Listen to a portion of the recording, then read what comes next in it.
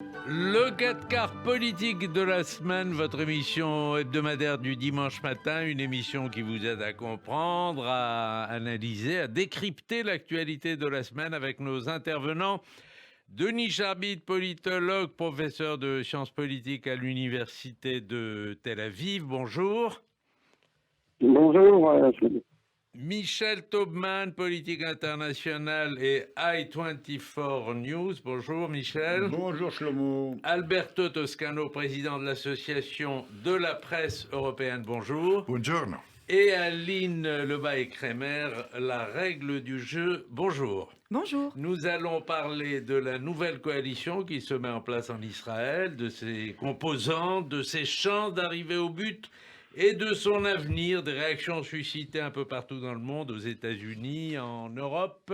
On va parler aussi du directeur de l'UNRWA à Gaza qui a été viré pour avoir émis des critiques à l'égard du Hamas, et on dira un mot, si on a le temps, de l'édition critique du Mein Kampf. Denis Charbit, cette nouvelle coalition qui a été mise en place dans les toutes dernières heures avant expiration du mandat confié à Yair Lapid, est-ce qu'on peut dire d'abord que c'est une performance, quoi qu'on pense de ses chances et de son avenir, est-ce qu'on peut dire que c'est une performance de la part de Yair Lapid et de Naftali Bennett? Oui, je pense, parce que ce n'était pas donné d'avance. Je vous rappelle que cette tractation avait très bien commencé lorsque Lapid s'est vu confier par le président de l'État, Reuven Rivlin, le soin de former le gouvernement. Il nous avait même dit que ce le ferait à l'affaire de quelques jours. Et puis, il y a eu les incidents à Jérusalem, l'opération militaire, l'agression du Hamas, la riposte d'Israël. Et la première réaction immédiate de Naftali Bennett a été de tout arrêter. Alors, en disant arrêter, est-ce que ça veut dire suspendre définitivement ou suspendre provisoirement? Je pense qu'on a plutôt, dans l'opinion publique en tout cas, pensé que c'était quelque chose de définitif. L'opération s'est terminée, on a attendu 2-3 jours comme ça dans une sorte de flou artistique. Puis, Yair Lapid a refait sa proposition, a reproposé à Naftali Bennett de revenir sur sa décision, de proposer le poste de Premier ministre pour 2 ans. Et effectivement, je crois que la performance, non seulement d'avoir aidé, quelque sorte, Naftali Bennett à franchir le Rubicon, ce qui n'est pas de soi, mais également à convaincre, outre bien sûr Lapid et son parti, Yesh Atid, 7 autres listes politiques sur les 13. Hein, 8 partis vont se retrouver sur le texte qui se retrouvent à la Knesset, vont se retrouver autour de la table du gouvernement, en tout cas autour de la coalition. Et comme effectivement, comme on n'a pas manqué de le dire, ça résume pratiquement tous les chiquiers, sauf les orthodoxes et sauf l'extrême droite nationaliste de Smotrich et le Likoud, c'est vrai que c'est un grand écart idéologique, et ce gouvernement devra montrer qu'il est capable de mettre un tout petit peu de côté leurs différends, et Dieu sait combien il y en a, pour travailler ensemble, pour remettre je dirais, la démocratie israélienne et le gouvernement israélien en marche, puisque depuis 6 mois environ, il y a eu de temps en temps des réunions ministérielles, mais pas systématiquement. Il y a eu beaucoup de démissions, il y a eu beaucoup d'élections, il y a eu beaucoup de nominations qui n'ont pas eu lieu.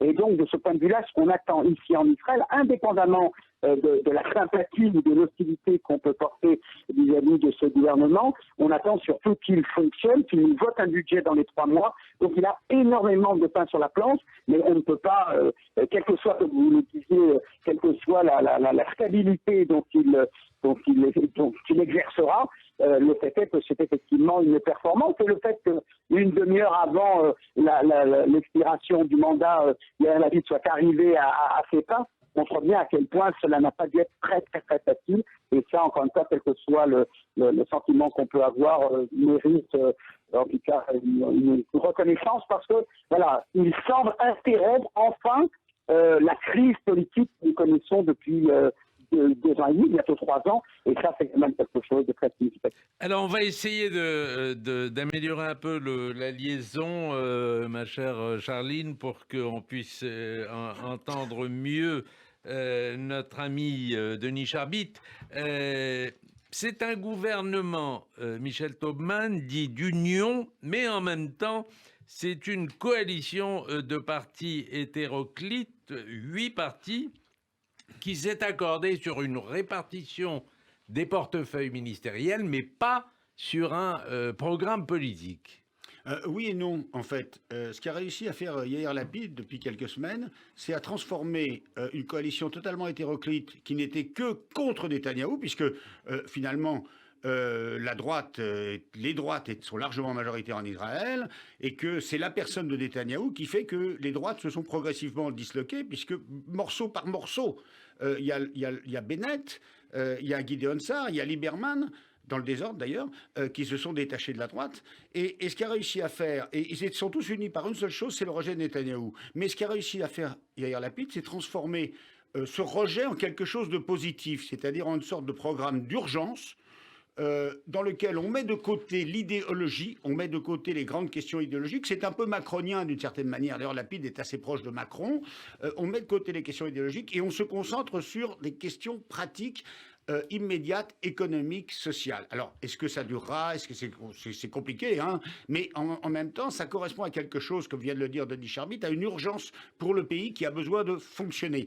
Et la répartition des ministères est très astucieuse, très judicieuse. C'est-à-dire que pour rassurer la droite, puisque l'électorat de droite est majoritaire dans le pays, les postes régaliens sont confiés à la droite. Et d'ailleurs, le poste de Premier ministre, il y a deux Premiers ministres, Lapid et Bennett, mais le premier Premier ministre, c'est Bennett, qui ne représente que 6 sièges. Alors c'est un peu bizarre, c'est un peu disproportionné, mais c'est rassurant pour les gens de droite, puisque Bennett donc sera Premier ministre, Sa'ar sera ministre de la Justice, Lieberman aura les finances, Lapid aura les affaires étrangères, et les deux partis de gauche, Meretz et le Parti travailliste, qui représentent à eux deux 13 ou 14 sièges, ont des postes, je dirais, qui ne sont pas des postes très importants, qui sont des postes de tourisme, l'environnement, qui ne sont pas des postes régaliens, et dans lesquels leur idéologie, c'est-à-dire l'attachement à 2 peuples, 2 États, la paix avec les Palestiniens,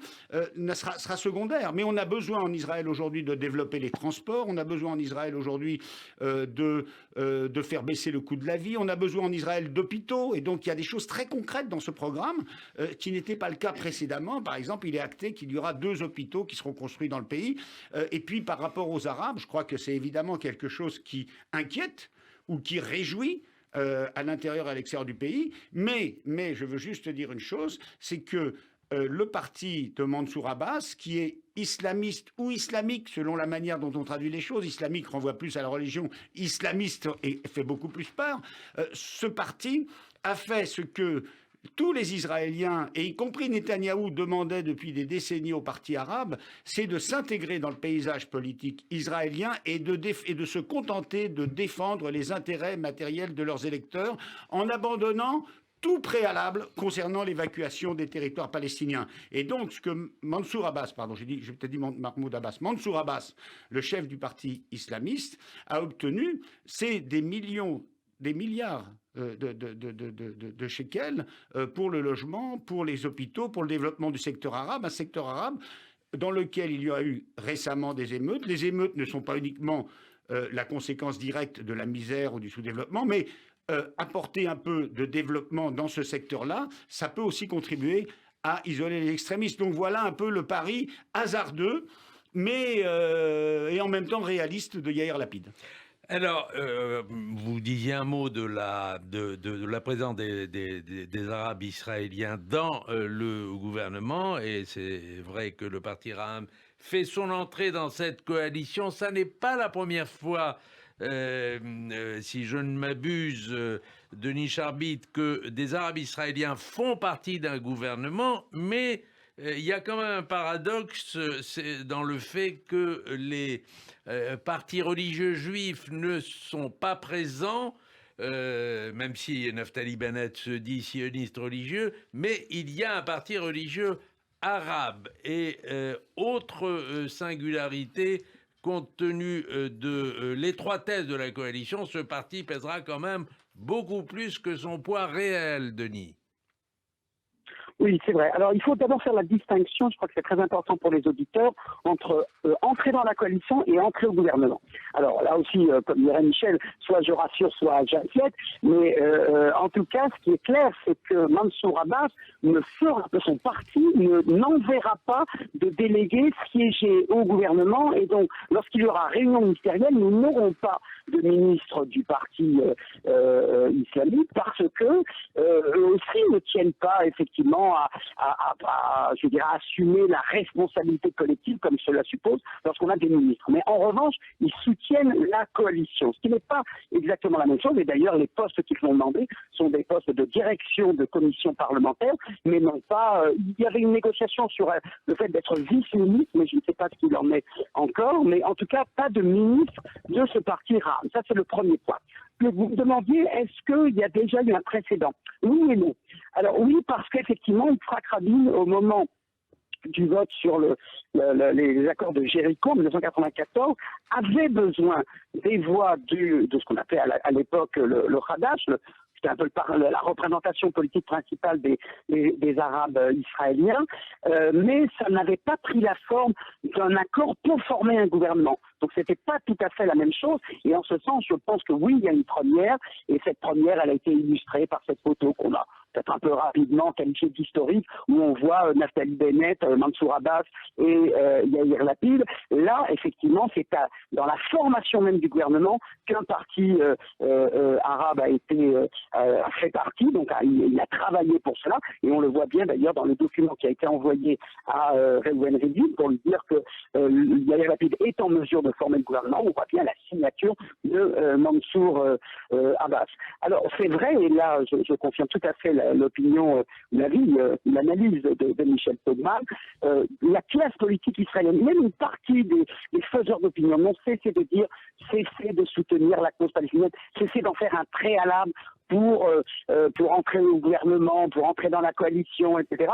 Et je pense que pour Mansour Abbas, et d'ailleurs d'une certaine manière aussi pour la liste arabe unifiée, qui a été en fait coiffée au poteau par le parti de Mansour Abbas, eh bien c'est vrai que c'était un petit peu leur modèle. En fait, ce que a montré la présence du Shas, je reviens sur la question des partis orthodoxes, la présence du Shas et la présence du parti judaïste de la Torah. Deux partis ouvertement non sionistes. Okay, eh bien, ils ont montré qu'on pouvait tout à fait être non sioniste et pour autant participer au gouvernement. Et je rappelle d'ailleurs qu'il y a encore 30 ou 40 ans, le parti de ultra-orthodoxe Ashkenaz refusait de siéger au gouvernement. Ils n'avaient que des vices. Maintenant, ils ont franchi en quelque sorte ce Rubicon-là. Eh bien, c'est un petit peu ce même modèle d'entrisme en politique que fait le RAM. Alors, bien entendu, leur non-sionisme, leur antisionisme ne vient pas de la même, c'est pas pour la même raison. Les orthodoxes, c'est parce que l'État est trop laïque à leurs yeux. Là, c'est parce que c'est l'État du peuple juif. Et objectivement, bien sûr que sur le plan idéologique, il y a une certaine, une certaine réticence.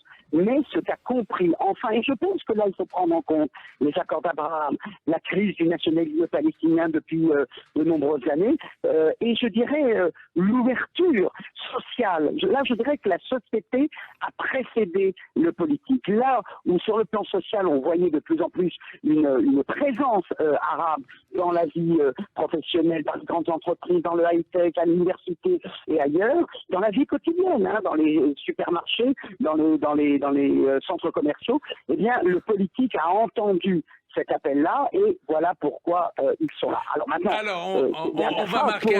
on va marquer une pause, oui. Et on revient après. Je vous interrogerai, je me tournerai notamment vers notre ami Alberto Toscano, parce que vous avez tous les deux prononcé le nom de le mot de technique, gouvernement technique. Est-ce que ça sera un gouvernement technique, un peu comme il y a eu en Italie, mon cher Alberto, il y a eu un gouvernement technique comme ça. Attendez, vous allez répondre, mais on marque une pause et le caca revient. Merci beaucoup, Alberto Toscano. À la semaine prochaine. N'abusez pas de votre temps de parole, Alberto. J'ai bien parlé quand même. Hein. J'ai tout dit. Tout est dit. Dans un instant, on revient avec vous. Le 4 quarts politique de la semaine avec de gauche à droite Aline Lebaille-Kremer, Michel Taubman, Denis Charbit et Alberto Toscano à qui je vais passer la parole tout de suite. On va parler. Je t'inquiète pas. Non, vous avez la parole. Est-ce un bon. gouvernement technique à vos yeux? Technique, qu'est-ce que ça veut dire? Tous les gouvernements sont politiques. Les gouvernements font de la politique. Même si ce gouvernement, on a l'impression qu'il met la politique, comment dirais-je, en naphtalie. Mais ce n'est pas le cas en réalité. C'est un gouvernement technique et politique en même temps. En Italie, on a vu des gouvernements techniques et politiques en même temps. Le gouvernement Monti, il y a quelques années. Et même le gouvernement italien actuel de Mario Draghi est quelque part technique. Il y a plusieurs technocrates au gouvernement. Mais ça ne rend pas ce gouvernement moins politique. Mais pour qu'il y ait un gouvernement d'unité nationale, d'union nationale, comme c'est le cas aujourd'hui en Italie, il faut des conditions.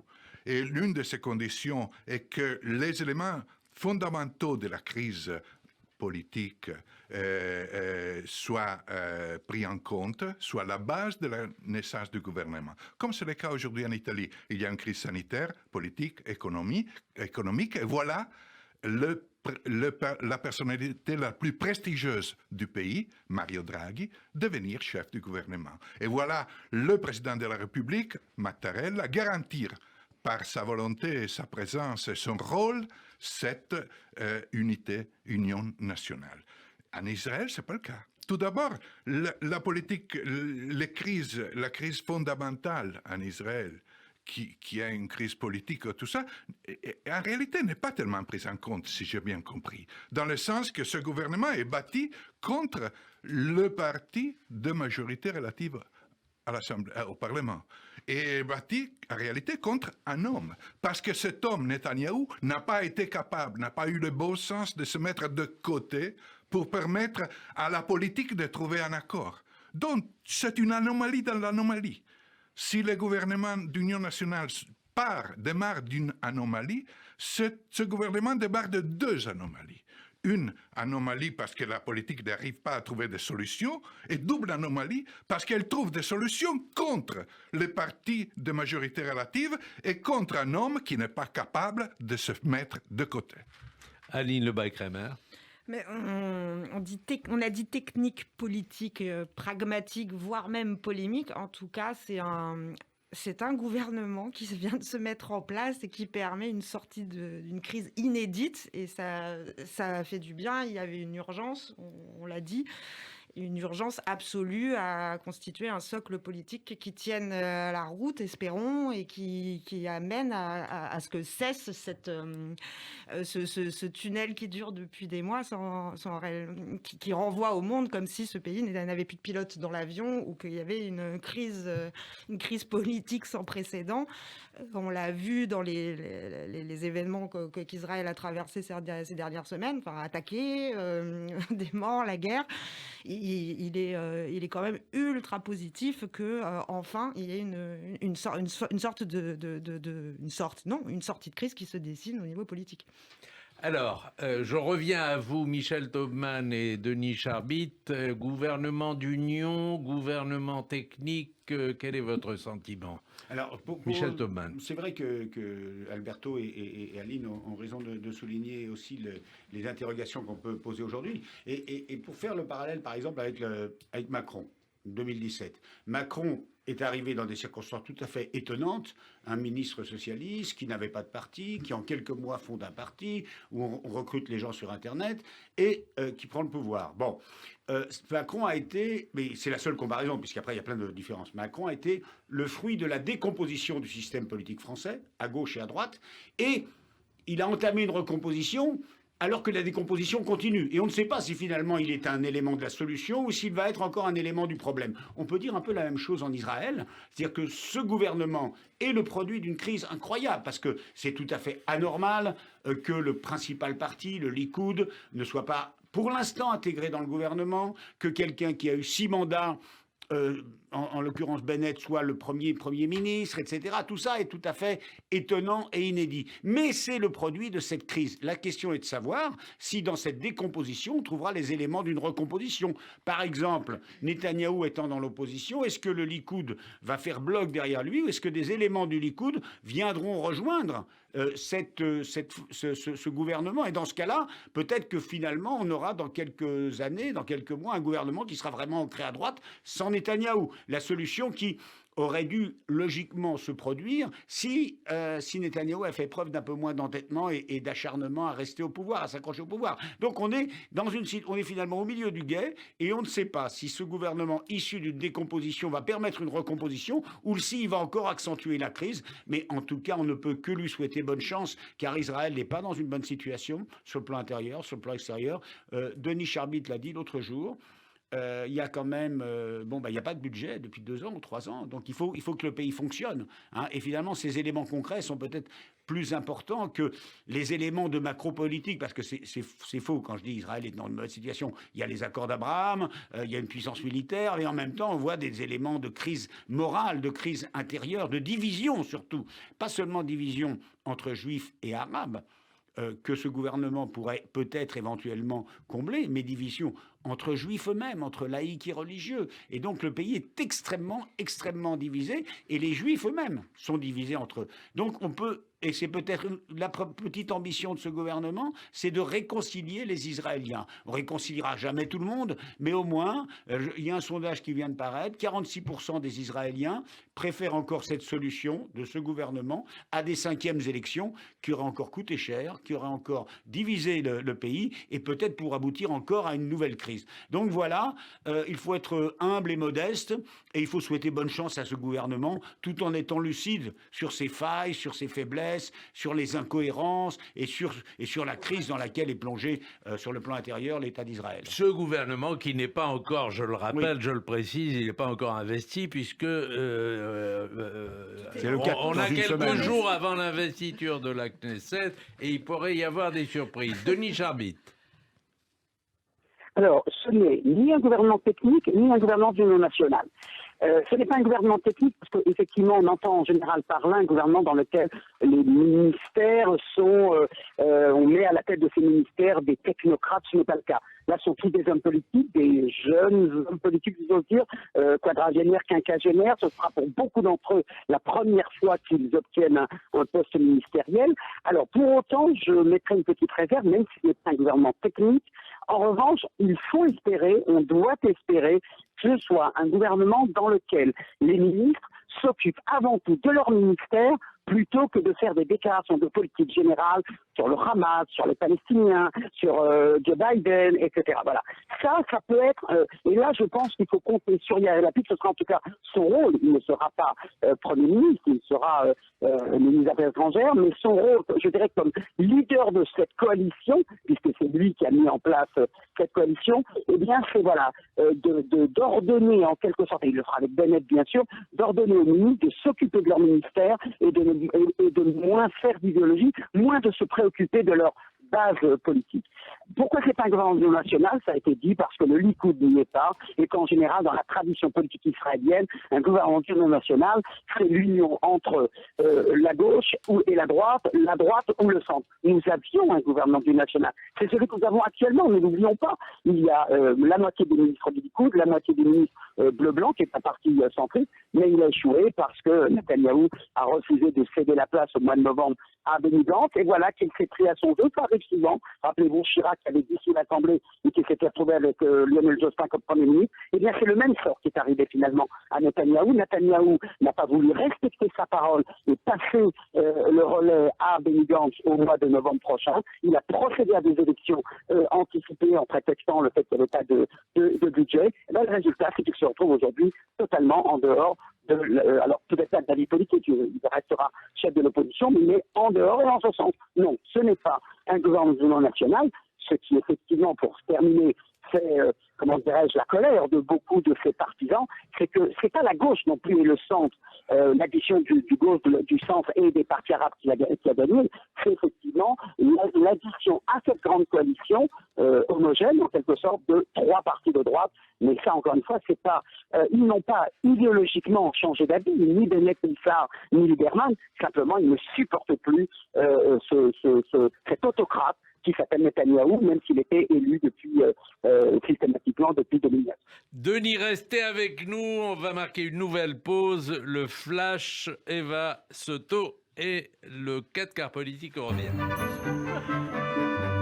Le 4 quarts politique de la semaine avec Denis Charbit, Michel Taubman, Alberto Toscano et Aline Lebaille-Kramer. On va commencer par les réactions, les premières réactions suscitées par ce gouvernement qui a été mis en place, mais qui n'a pas encore été investi. Est-ce qu'on peut imaginer que l'administration Biden, compte tenu des relations étroites qu'il a pu y avoir entre Trump et Netanyahou, ait pu jouer en faveur de cette coalition, ait pu l'encourager, et pu lui faciliter les choses? Alberto Toscano. Je pense que de toute façon, l'administration Biden va soutenir et faciliter les choses à n'importe quel gouvernement israélien, en particulier à l'actuel, au futur probable. Et je pense que l'Europe aussi sera bien disposée, mieux disposée vis-à-vis du futur probable gouvernement israélien de ce qu'elle a été vis-à-vis du passé. Et pour ceux qui regardent l'Italie, sans doute, le gouvernement Draghi sera très favorable.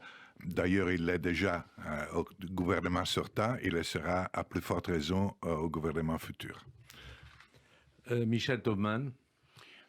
On a eu d'ailleurs une première réaction d'ailleurs de M. Blinken qui a dit qu'il travaillerait avec tout gouvernement qui se mettrait en place. Ça, c'est une déclaration qu'il aurait fait dans tous les cas de figure, mais c'est vrai qu'il y avait quand même un gros contentieux entre Netanyahou et les démocrates, tout simplement parce que Benjamin Netanyahou, pendant les 12 ans où il a été au pouvoir, et notamment du temps de Barack Obama, a rompu l'équilibre de relations bipartisanes entre Israël et les Américains, notamment, y compris avec la communauté juive américaine qui penche plutôt du côté démocrate, et Benjamin Netanyahou sur la question iranienne, souvenez-vous, est allé devant le Congrès américain pour contredire le président américain de l'époque, Barack Obama. Donc il avait quand même franchi certaines lignes dans cette osmose entre le Likoud qui représentait Israël et les républicains et Trump qui représentait l'Amérique. Trump n'est plus là. C'était plus qu'une lune de miel, c'était une passion.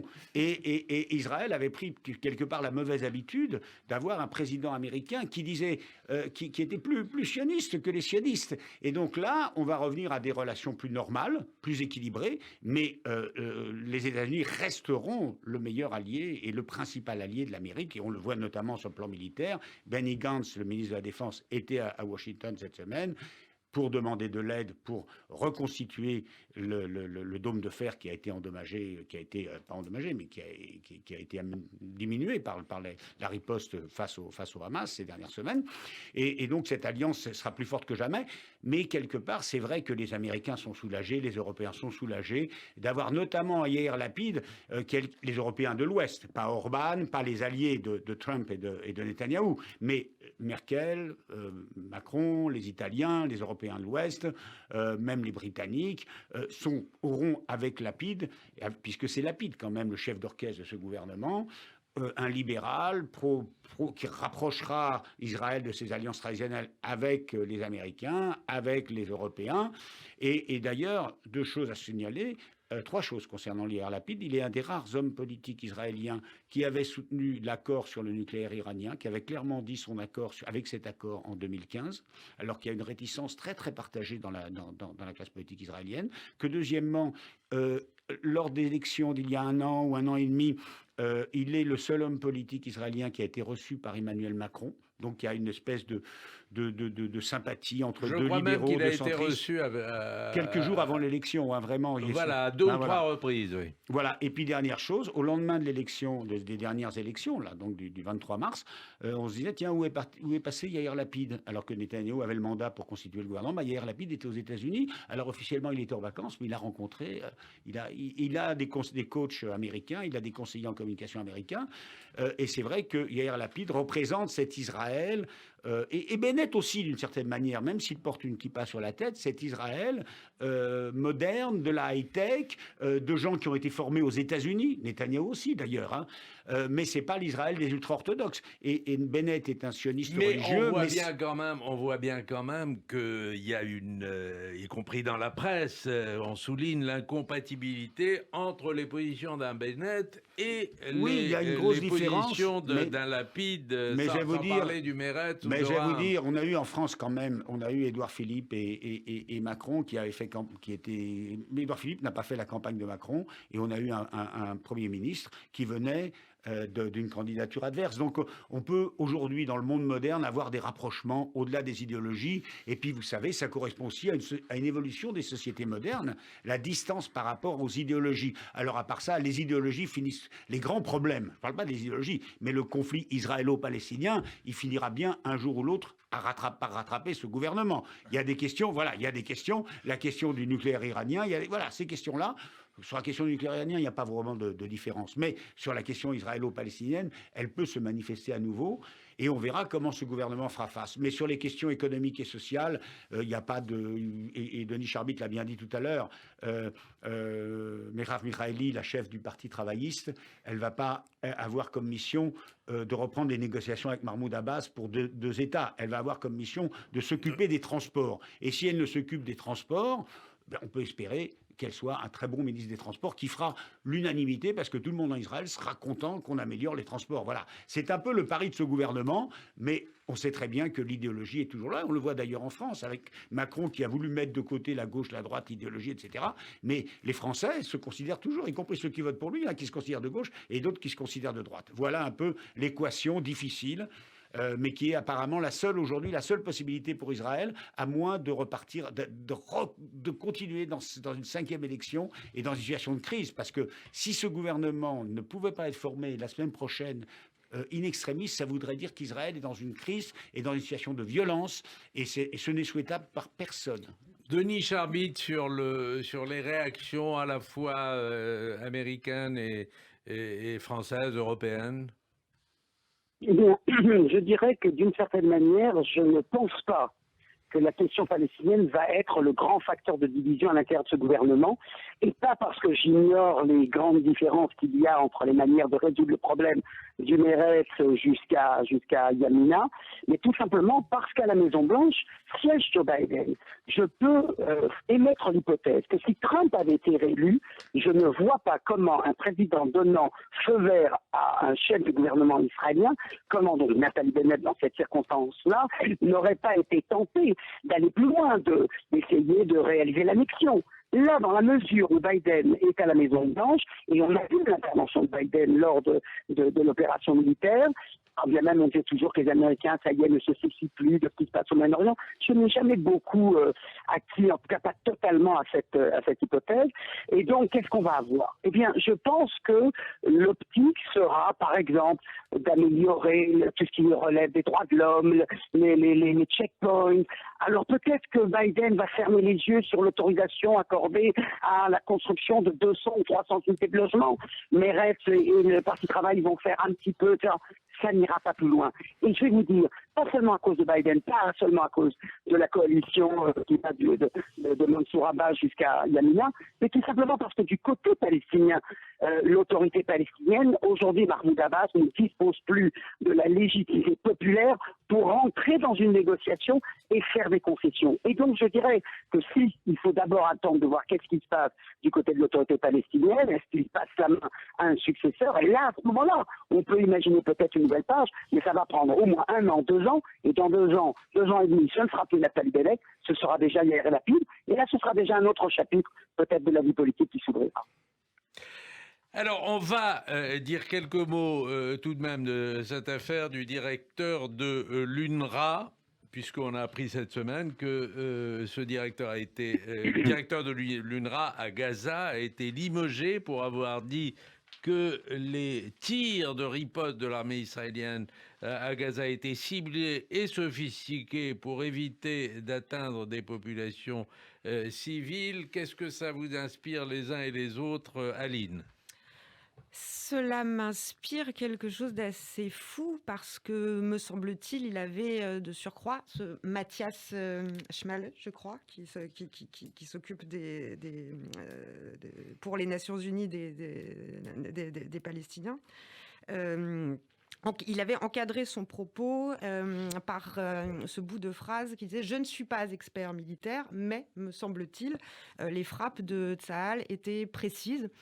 Ce qui déjà correspond, me semble-t-il, aussi à un fait, c'est quelque chose de factuel. Donc, après qu'il y ait, je ne suis pas experte militaire non plus, mais ça semblait correspondre en tout cas à la façon dont Tsahal communiquait lors de la crise. Donc, il n'a fait finalement que reprendre ce propos-là en l'encadrant encore une fois, et il se retrouve limogé. Il a quitté d'ailleurs le territoire de Gaza. Il a dû quitter le territoire. Donc il y a une forme de violence là-dedans, je trouve, parce que c'est le lâchage d'un employé des Nations Unies sur demande du Hamas. Et ça interroge quand même quelque chose de très violent là-dedans, mais qui correspond aussi Il a dit d'ailleurs d'autres choses. Il a dit non seulement que les populations civiles étaient épargnées précautionneusement par les tirs israéliens, mais il a dit aussi que dans certaines écoles se trouvaient des armes à destination du Hamas. Chose qui est probablement la vérité. Et effectivement, les frappes israéliennes ont été chirurgicales, mais évidemment, bombarder une ville avec cette densité de population ne peut que produire malheureusement aussi des victimes civiles. Cette information nous dit deux choses, à mon sens. D'un côté, la vérité fait mal, et dire la vérité, comme ce monsieur a probablement dit, signifie faire mal à quelqu'un, dans les cas spécifiques à Hamas. De l'autre côté, la tragédie de la guerre nous revient à l'esprit. C'était épouvantable ce qui s'est passé, ce que les Israéliens et les Palestiniens ont vécu dans les semaines dernières, espérant vraiment que des tragédies comme ça, même dans les cas où certaines actions militaires sont nécessaires, ne se répètent plus, parce qu'on a une tragédie a eu lieu sous nos yeux, et il ne faut pas l'oublier. Michel Taubman. Oui, au-delà de cet événement, ça pose évidemment la question aussi de cet organisme, de l'UNRWA, qui a un statut tout à fait à part par rapport au Haut-Commissariat aux réfugiés, puisqu'il ne fait pas partie du Haut-Commissariat aux réfugiés des Nations Unies, et qui, d'après ce que je crois savoir, on ne considère en général comme réfugiés que les gens qui sont réfugiés, mais on n'est pas réfugiés de génération en génération. Et là, il y a effectivement un problème.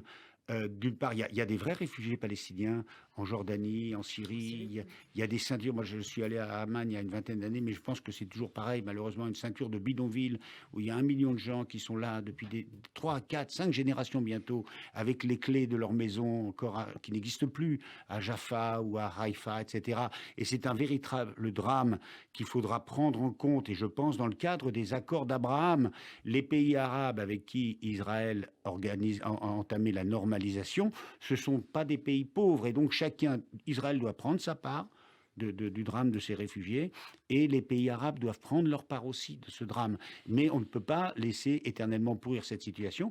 Et en même temps, l'UNRWA est quelque chose qui est quand même très bizarre et très inadapté, puisque là, est-ce que les gens qui vivent à Gaza sont encore des réfugiés? Alors, ils disent que c'est des camps de réfugiés, mais ce sont des véritables villes. Il y a une autorité, malheureusement, le Hamas, qui gère qui a de l'argent, il y a de l'argent qui arrive de partout, et cet argent n'est pas géré dans l'intérêt de la population. Donc, c'est vrai qu'au-delà du cas de ce directeur de l'UNRWA qui a dit des choses qui me semblent assez réelles, la question des réfugiés palestiniens elle est sur la table. Elle ne doit plus être posée comme elle l'était par les Palestiniens en demandant le droit au retour de 5 millions de personnes, dont certains sont les arrière-petits-enfants de gens qui ont dû quitter leur pays et leur maison. Mais cette question doit être à l'agenda de la communauté internationale, et notamment peut-être dans le cadre des accords d'Abraham. Denis Charbit. Oui, deux choses. La première, c'est vrai que ce limogeage montre à quel point la liberté de manœuvre du représentant d'une agence de l'ONU, cette liberté de manœuvre, elle est extrêmement limitée. D'une certaine manière, ça veut dire qu'on est obligé de montrer patte blanche, sinon on devient persona non grata. Voilà pour le premier point. Mais ma liberté de parole est telle que je me permets quand même d'émettre une protestation au moins symbolique. Jusqu'à il y a 3 jours, l'État d'Israël, le gouvernement israélien et beaucoup de sites voulaient l'hégémonie de l'UNRWA. C'était l'organisation la pire des pires. Et là maintenant que ce directeur qu'on a toujours détesté, en ignorant d'ailleurs son nom, là maintenant il devient un saint et un martyr de la cause d'Israël. Alors ça veut dire une chose, que ce type-là, qui a eu le mérite, et ça il faut le reconnaître, de dire la vérité, eh bien finalement il devait être aussi grave que ça et aussi pire que ça, et donc en faire maintenant quelqu'un que nous admirons parce qu'il a eu le courage de dire ce qu'il pensait de l'opération militaire, de la manière dont ça l'a conduit, devrait nous obliger, nous aussi, à revenir et à reconsidérer d'une manière un peu plus positive le bilan de cette personne lorsqu'il était à la tête de Nova dans la bande de Gaza. Alors, on va faire un tour de table quand même si j'anime tout à l'heure à 15h une émission spéciale avec Beat et Serge Klarsfeld qui soutiennent ce projet. Et je voudrais un peu vous entendre sur la publication de l'édition critique de Mein Kampf. Ensuite, on fera un tour de table sur c'est une tradition dans cette émission, votre coup de cœur de la semaine, le livre, le film, la série, l'émission de télévision, la citation qui vous a marqué. Mais je fais un premier tour de table sur la publication de l'édition scientifique et critique de Mein Kampf. Aline Lebaille-Crémer. Alors, c'est un sujet vertigineux que cette réédition de Mein Kampf. Donc, il n'est absolument pas question de remettre en cause le travail immense des historiens qui a été effectué. Et il y a une unanimité, de toute façon, autour de cette publication. Donc, il serait malvenu de remettre en cause en tant que tel ce processus d'édition. En revanche, moi, je pense que c'est j'interroge le mode de diffusion. Je ne suis pas historienne, mais il me semble qu'il y a une incohérence dans la volonté, si on a entendu les arguments de Fayard, des historiens du comité scientifique qui a tenu le projet à bout de bras, qui est quand même une histoire sur plusieurs années avec ses rebondissements et des engueulades aussi en interne. Et avec un accord selon lequel tous les bénéfices iront à l'association Auschwitz, à la fondation Auschwitz-Birkenau. Ce qui me met pas forcément à l'aise, mais je crois qu'il y a une telle unanimité, donc ça sert à rien de soulever ce point. En revanche, sur l'argument de contrecarrer finalement l'existence de ce livre sur le numérique, sur Internet, qui est un des livres les plus téléchargés au monde, qui est immensément téléchargé, qui suscite immensément d'intérêt malsain, antisémite. Je pense qu'il eût été plutôt pertinent que d'en désigner une publication la plus large possible, c'est-à-dire que cet appareil critique soit disponible gratuitement sur Internet, justement pour contrecarrer cette diffusion massive, je dirais sur... le titre « Historiciser le mal », je vois plus comment historiciser le crime, parce que j'ai un peu de mal justement avec historiciser le mal. Le mal là-dedans est une question encore plus immense. Il s'agit surtout d'historiciser ces crimes. Je crois qu'il y a un décalage en fait entre ce process d'édition et la réalité finalement des enjeux sociétaux, voire même politiques, de la diffusion que ce livre a de façon massive dans les pays arabes, dans certains endroits. Moi aussi, je travaille beaucoup dans les collèges de banlieue, dans les lycées de banlieue, d'intervention en milieu scolaire sur des questions de racisme, de liberté d'expression, de laïcité et d'antisémitisme. Hitler est là. Je doute qu'au fin fond de la cité des Francs-Moisins ou du Val-Fouré, on aille commander en librairie ce livre. Mais c'est pour pas avoir fait pour accès. non plus. Hein. Oui, mais c'est dommage parce que ça pourrait l'être aussi. Donc, si on voulait un projet parfait, pour moi, cet appareil critique devrait être accessible de façon plus massive. Aline a tout dit, elle a très bien dit, je suis d'accord avec elle. Très bien. Michel Taubman. Je suis plus que d'accord, donc je n'ajouterai pas un mot. Denis Charbit, vous avez quand même quelques minutes pour développer votre point de vue. Alors écoutez, en tant qu'universitaire et connaissant moi-même ce travail qui consiste à faire de l'édition scientifique, je ne peux être que favorable. Et si ça permet de concurrencer les éditions pirates, tant mieux.